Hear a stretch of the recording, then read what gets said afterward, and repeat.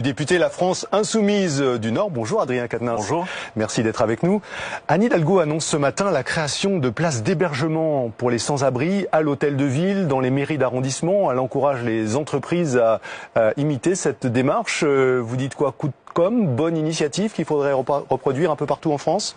Mais je dis rustine peut être utile, mais sur un pneu crevé qu'il convient de changer. C'est-à-dire qu'il s'agit d'éradiquer la pauvreté dans notre pays.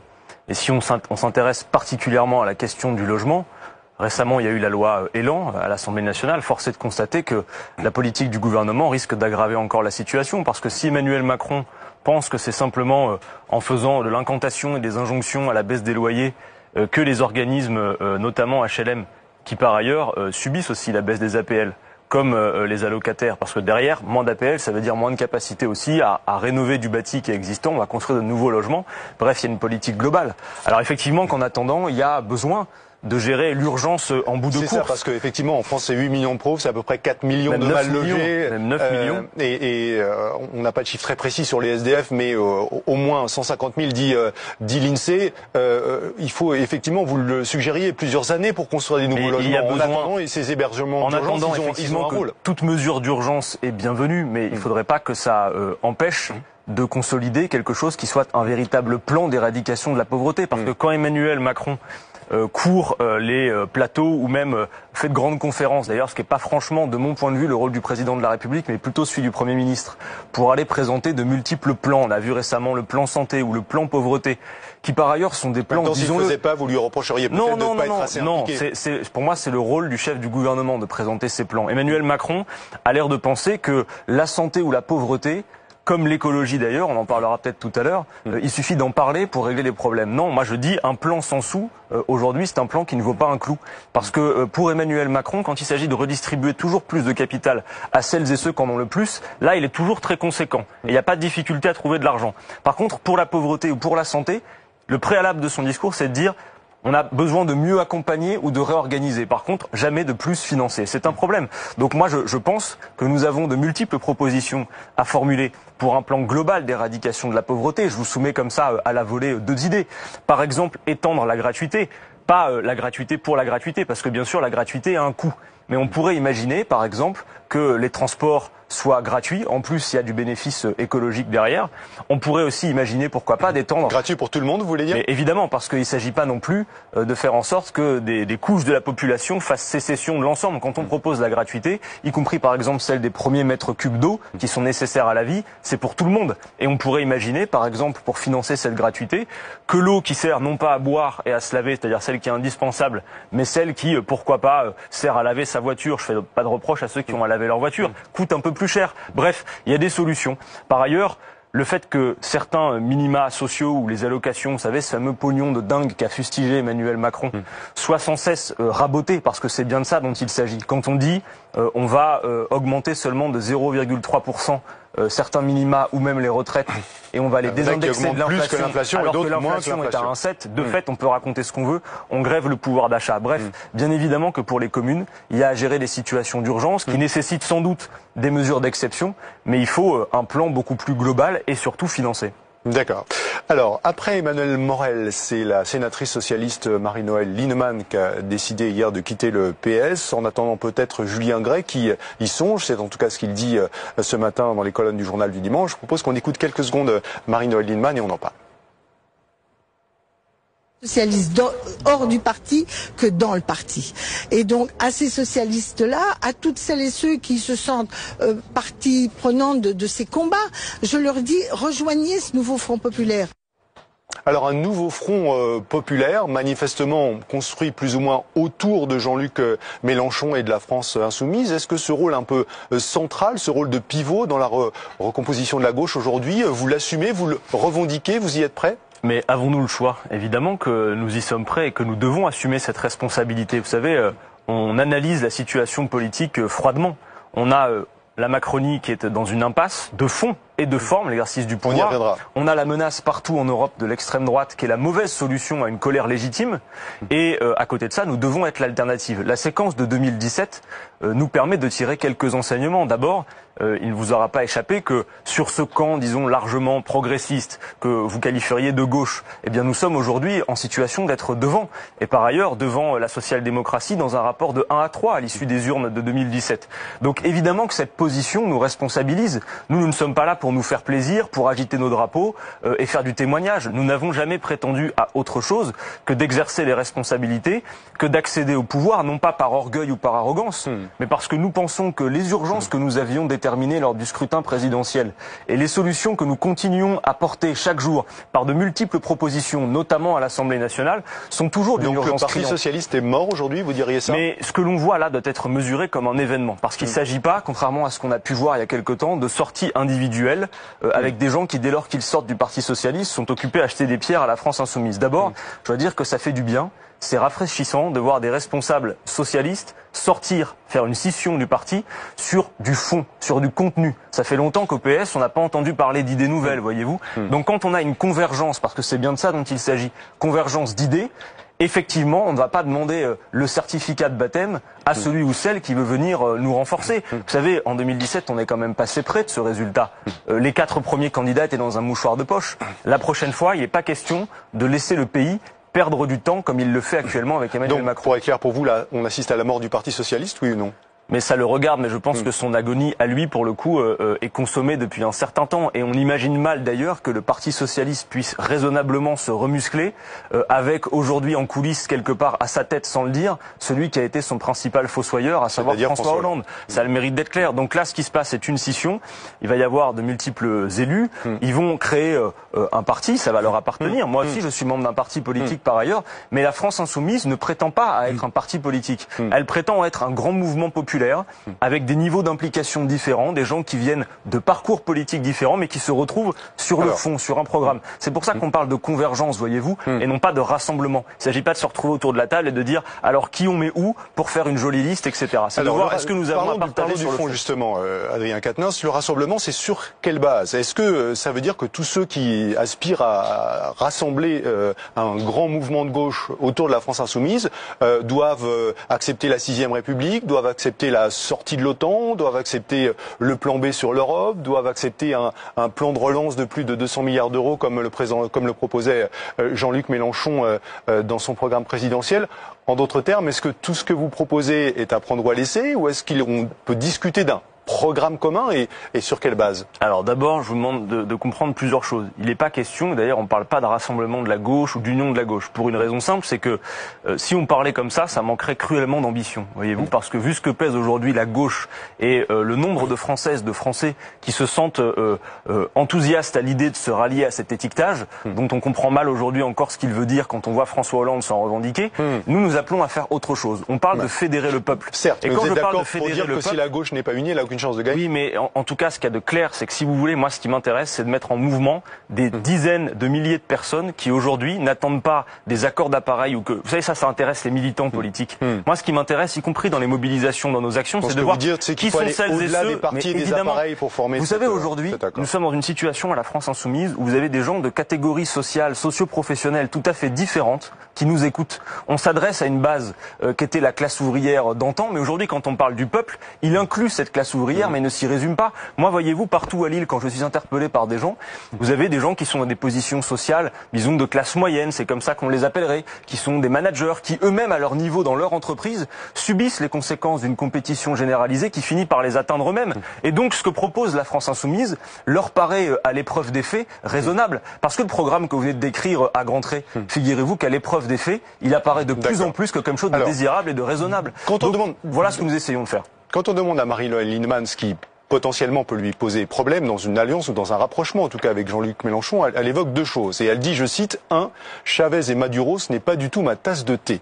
Et elle dit, 2, pour moi, le communautarisme, je cite toujours, c'est niette. Ce n'est pas le cas de Jean-Luc Mélenchon, mais je sais que chez certains, à la France insoumise, il y a des tentations. Est-ce que vous pouvez sur ces deux points la rassurer aujourd'hui? Mais de toute façon, il suffit qu'elle nous lise et qu'elle regarde ce que nous disons à longueur de journée, y compris dans ce que nous faisons à l'Assemblée nationale, pour être tout à fait rassurée. Alors je comprends aussi, vous savez, pour ces gens qui sortent d'une organisation dans laquelle ils ont été parfois depuis 40 ans, la discussion que je peux avoir avec eux individuellement, même je le vois localement à Lille, sont des gens qui à la fois peuvent avoir la tristesse d'une rupture avec leur famille et donc le besoin d'avoir un petit sas, disons, de passage et de justifier qu'il y aurait des points de désaccord. En réalité, quand on touche vraiment au fond avec eux, ils s'aperçoivent qu'il n'y a pas tant de points de désaccord que ça. Si vous regardez par exemple l'interview qui a été publiée dans Le Monde d'Emmanuel Morel, je veux dire, sur le fond, on se retrouve très largement et c'est bien. Mais sur ces deux points précis, il n'y a pas d'inquiétude à avoir. D'abord, Chavez, Maduro, enfin, nous n'avons jamais prétendu avoir quelque modèle que ce soit.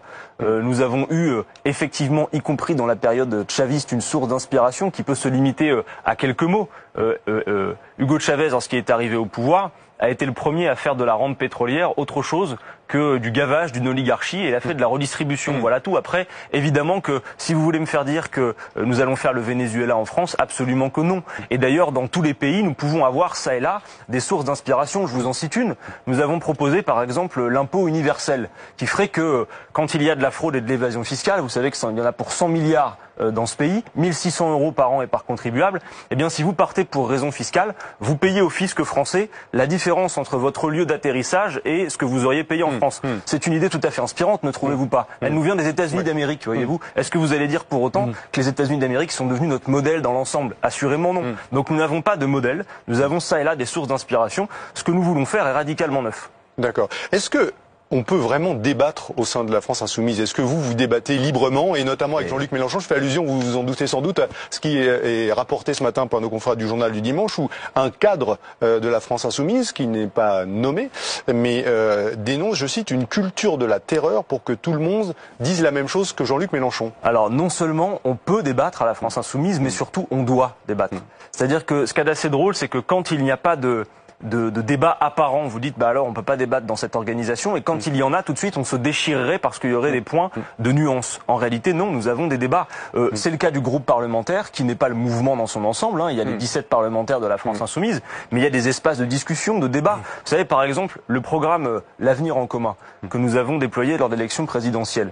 Il a été décliné en plus d'une 50aine de livrets qui aujourd'hui participent d'une forme de conseil scientifique du mouvement. Tout ça est de la matière modelable. Par contre, je demande, y compris à ce qu'on regarde de près une chose, c'est que ce programme, même s'il est à réactualiser, il sera réactualisé le moment venu, il n'est pas question de le saborder ou de le nuancer trop fortement, parce qu'il a tout de même recueilli 7 millions de voix à l'élection présidentielle. Donc on part de cela pour aller au-delà. Nous, ce que nous visons, c'est clair, c'est le fait d'être le recours, l'alternative. Et quand on voit la pagaille indescriptible actuellement, je pense que de plus en plus de gens, y compris peut-être celles et ceux qui nous avaient intériorisés comme des gens complètement pas crédibles ou pas sérieux, voient petit à petit, en regardant de plus près ce que nous racontons, comment nous le modélisons, comment nous chiffrons nos propositions, que tout ça est absolument non seulement sérieux, mais je vais même vous dire une chose, ça va finir par être nécessaire. Face à des défis comme le défi climatique, j'ai envie de dire, tout le monde va être concerné, par-delà même les désaccords politiques. Et le GIEC lui-même, nous sommes de changer quoi? Pas de verdir quelques lignes d'un programme, de changer de modèle économique. C'est d'ailleurs ce qu'a réaffirmé en démissionnant Nicolas Hulot. Donc voyez-vous qu'on prend un retard d'environnement considérable. Une dernière question avant de passer la parole à Olivier Beaumont sur le remaniement. On l'attend toujours naturellement. J'imagine évidemment que vous nous attendez d'autant moins de... Ça va très bien pour moi, je vous remercie. De surprise que le gouvernement Édouard Philippe et Emmanuel Macron ont annoncé qu'il s'agissait naturellement de poursuivre la même politique. Vous parlez d'agonie du macronisme. Il n'est pas en train de mourir. Le président, il a toujours 3 ans et demi de mandat devant lui. Il a une majorité qui le soutient. Il est impopulaire, mais pas plus que certains de ses prédécesseurs. Il n'y a pas de danger de mort immédiat. Est-ce que dès lors que le président de la République nous dit je ne changerai pas de politique, vous ne pensez pas qu'il y a quelque chose de terrible pour le pays à imaginer qu'on puisse en manger pendant encore 3 ans et demi? Moi si. Bien sûr que les institutions de la Ve République le permettent. D'ailleurs, vous vous souvenez qu'avant lui, il y avait un certain François Hollande qui était dans un état assez proche d'Emmanuel Macron. Un peu plus tard dans le quinquennat tout de même, il faut bien le dire, qui a terminé son quinquennat de manière complètement désastreuse. Mais voyez-vous que tout ce temps, c'est du temps que nous perdons. Donc vous lui demandez quoi aujourd'hui? De partir? Moi je lui demande de considérer la situation. C'est-à-dire que non seulement il a l'opinion contre lui, il a des mobilisations sociales contre contre lui, ne veut pas les entendre. Il a aussi quand même au niveau de son gouvernement un vrai problème, c'est-à-dire que Emmanuel Macron, dès lors qu'il perd François Bayrou, Nicolas Hulot, Gérard Collomb, c'est-à-dire en gros des piliers extérieurs, se retrouve maintenant rabougris sur le petit socle de la Macronie, c'est-à-dire en gros ces ravis de la crèche que nous avons à l'Assemblée nationale qui, dès lors qu'on utilise le champ lexical du dynamisme et du travail, se sentent complètement enthousiasmés sans qu'il y ait quoi que ce soit de très concret derrière. Et donc il est maintenant à la peine, et je pense clairement d'ailleurs que ces difficultés dans le remaniement sont importantes. Voyez-vous, quand quelqu'un comme Christophe Castaner, qui est censé être un des plus proches du président, se sent a priori, si on en croit ce que dit la presse, autorisé à menacer le président de la République de Il l'a démenti. Hein. Bon, écoutez, en tout cas, moi je considère qu'il n'y a pas de fumée sans feu. Juste pour terminer, par exemple, vous voyez, Édouard Philippe, c'est un adversaire politique, il est de droite. Mais je pense que lui aussi doit commencer à en avoir marre. Vous savez, les petites phrases à répétition d'Emmanuel Macron, ceux qui ne sont rien, les fainéants, traversent la rue. Je pense que Édouard Philippe vaut mieux que ça, même si c'est un adversaire politique. Et peut-être que lui serait bien inspiré, peut-être qu'il est le mieux placé d'ailleurs pour adresser un message clair à Emmanuel Macron en attendant les élections européennes où on se chargera de le faire. Un hommage peut-être un peu inattendu au Premier ministre, on passe à la séquence politique au quotidien.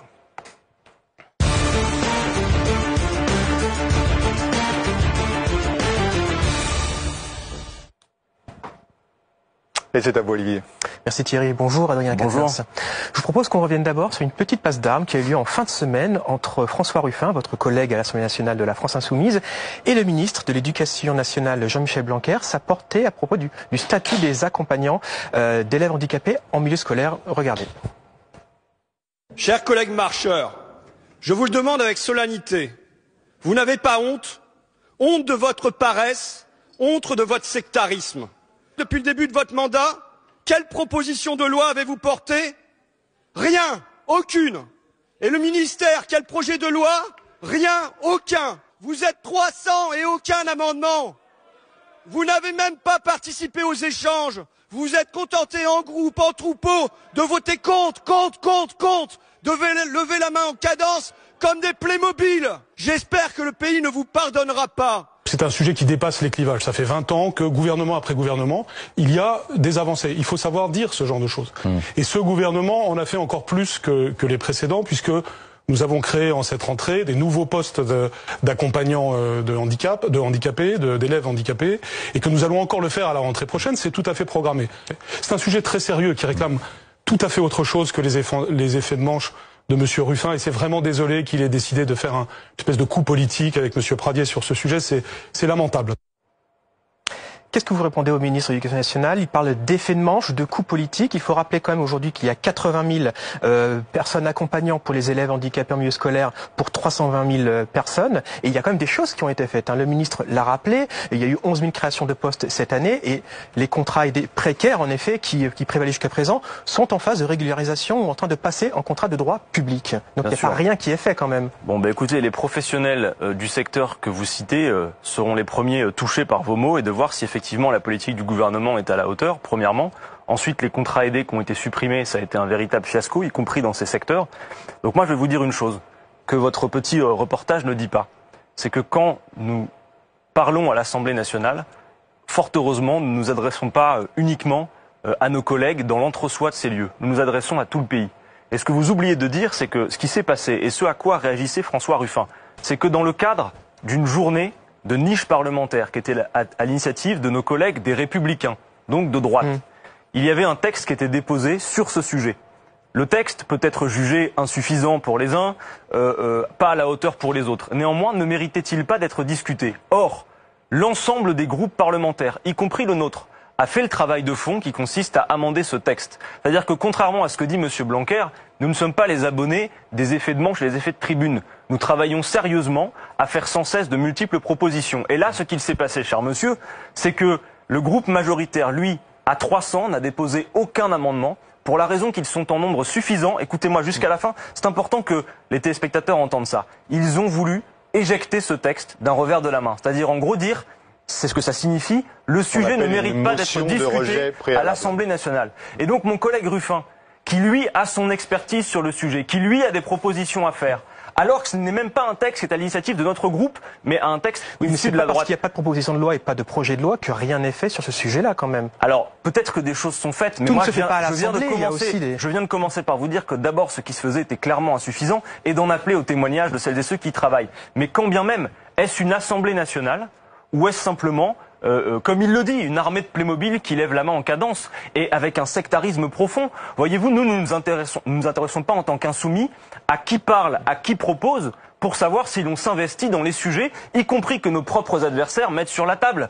Or, la République en marche agit de la sorte. Si ce n'est pas son initiative, si ce n'est pas son calendrier, si c'est quelqu'un d'autre qui propose, alors il rejette tout en bloc, quitte parfois 15 jours plus tard à reprendre les thématiques d'autres partis pour dire c'est à nous que ça appartient.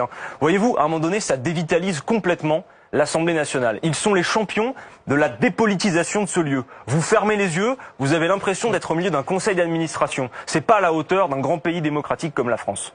Un autre sujet, peut-être avec des réponses un petit peu plus courtes, malheureusement, parce qu'on a plein de petites choses à voir aussi, sur la question de l'immigration. Vous avez dit, Jean-Luc Mélenchon aussi l'a dit, qu'il ne voulait pas faire de cette question un thème central de la prochaine élection européenne. En même temps, ce sujet, tout le monde en parle déjà aujourd'hui, vos adversaires politiques, ils en parlent, mais l'élection de l'immigration, elle est là, on en parle aujourd'hui. Est-ce que c'est pas un risque politique à ne pas vouloir faire de cette question un enjeu central aussi? J'ai pas de difficulté avec le fait qu'on en parle. Je dis une chose, l'espace que ça occupe dans le débat public est déconnecté de ce que ça pèse réellement dans la situation. C'est-à-dire que, vous voyez, il y a un vrai enjeu européen. Non mais certes, mais ça fait un peu l'effet de la bulle spéculative à côté de l'économie réelle, cette affaire. Voyez-vous, parce que de quoi on parle? On parle aujourd'hui d'1 à 2 millions de personnes aux portes d'un continent de 550 millions, l'Union européenne. Et pendant que les nationalistes de tous bords, et y compris messieurs Salvini, Orban ou Marine Le Pen, parle des migrants, vous avez donné de gens dans des campagnes parfois reculées, qui n'en verront jamais un de leur vie, qui n'en ont jamais vu, qui sont, et comment vous l'expliquez, pris d'une peur véritable, sans se poser la question de savoir pourquoi leur niveau de vie n'augmente pas. Donc c'est-à-dire que pendant que les uns crient au loup avec les migrants, les autres vous font les poches bien tranquillement. Est-ce que c'est pas une manière aussi de masquer certains désaccords quand même sur cette question-là qui existe au sein de la LFI? Moi, si vous voulez, on peut faire une émission là-dessus quand même. Il y a ce manifeste pour l'accueil des migrants où tout le monde a signé, mais Clémentine Autain a signé, vous n'avez pas voulu signer, Jacques Mélenchon n'a pas voulu signer. Je vais vous répondre là-dessus, mais on pourrait faire 3 heures sur l'immigration. Moi, je suis très à l'aise sur le sujet. D'abord, vous dire une chose.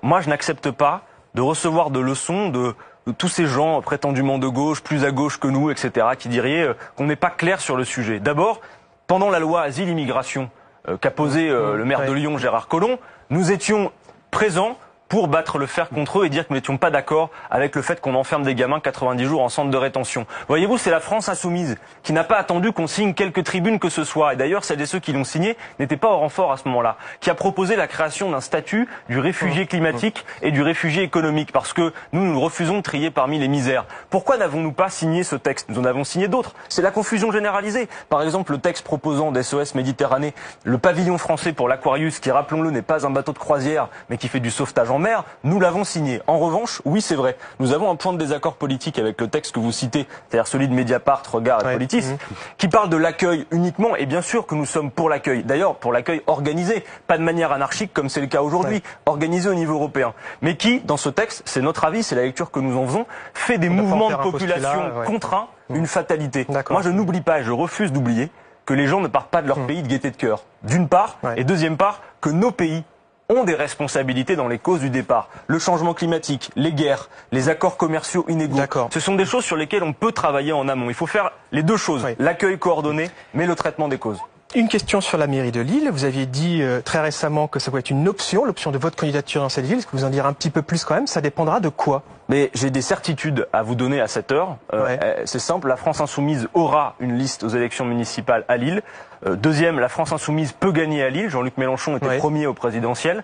Deux 17e du groupe parlementaire sont des Lillois. Maintenant, la question qui passionne tout le monde, de savoir ce que ma personne fera là-dedans. Ça dépendra aussi si Martine Aubry sera candidate? Non. Non, clairement, c'est-à-dire on va pas se déterminer en fonction des volontés des uns et des autres. Qu'est-ce qui va vous décider alors? On va regarder d'abord quel est le rapport de force aux élections européennes. Parce que je voudrais vous dire une chose, il y a toute tentation aux élections locales de tout dépolitiser et de tout déconnecter des enjeux nationaux. Moi je dis la première étape des municipales, ça va être les élections européennes, où on va scruter à la loupe, ville par ville, quel est le rapport de force politique. Et ça compte. Et ensuite, on va se poser la question de savoir, compte tenu de ce qui se fait partout dans le pays, y compris dans des grandes villes dans lesquelles il y a des enjeux et des grandes villes que nous pouvons prendre, est-ce qu'effectivement on choisit tel ou tel? Mais franchement, à cette heure, c'est secondaire. Par contre, vous dire que oui, nous travaillons déjà sur le fond, sur la méthode, sur le fait de repérer partout dans les villes des acteurs de l'insoumission au sens large. Il n'y a pas besoin de se revendiquer de la France insoumise pour incarner l'insoumission. Merci. Donc on travaille. Merci beaucoup Olivier. On se retrouve dans un instant, vous restez avec nous. Ce seront les questions d'écho d'Edwige Chevrillon pour la suite de BFM Politique avec Adrien Quatennens. À tout de suite.